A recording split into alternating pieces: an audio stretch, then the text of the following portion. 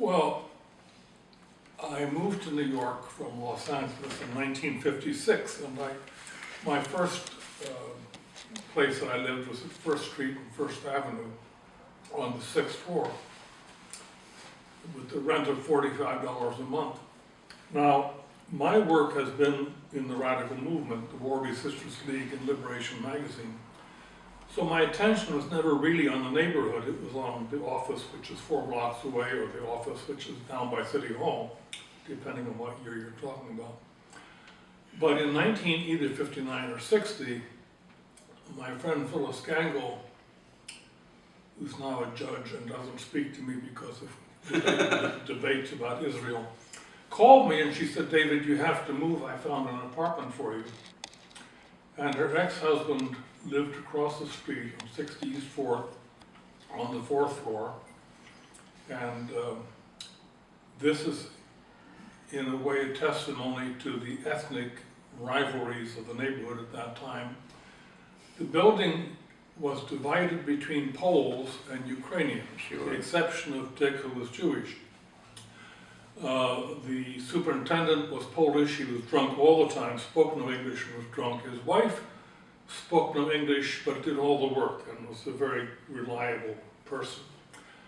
Anyway, Dick said, you know, you can move in, and I got people from the Socialist Party. We moved everything from First Street to the 4th floor, 60 East 4th, and I moved in and paid the German woman who had it a small fee, not a key, just an amount to cover whatever it was I was buying from her, the refrigerator or the table.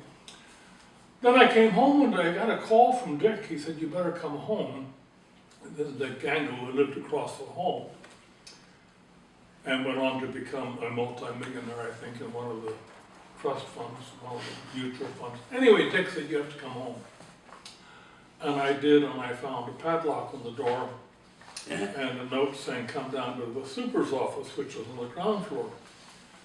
So I did it. The building at that time was privately owned by an elderly Jew in the Bronx.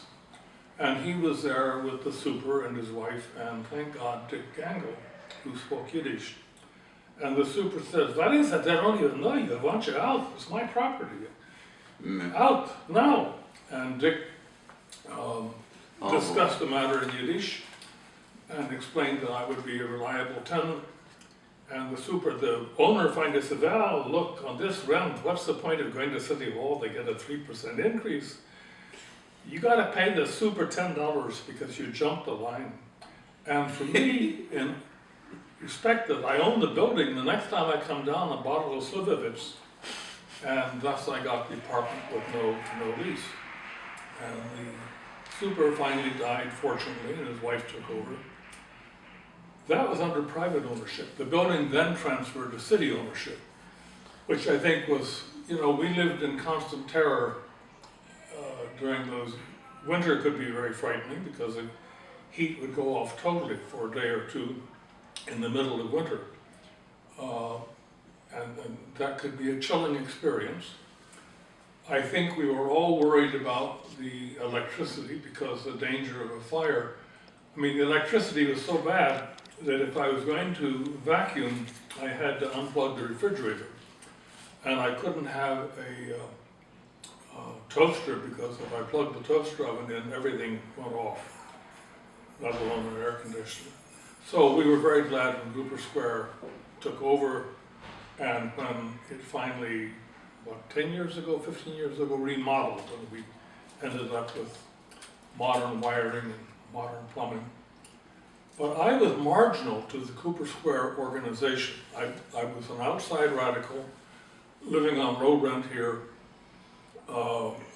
When I went down to City Hall and I was asked to testify for the plan, I joined Cooper Square sort of pro forma. Of course, I joined it. But the real organizers were the ones you got listed up there. I was a supporter, but I did not play a key role in organizing Cooper Square.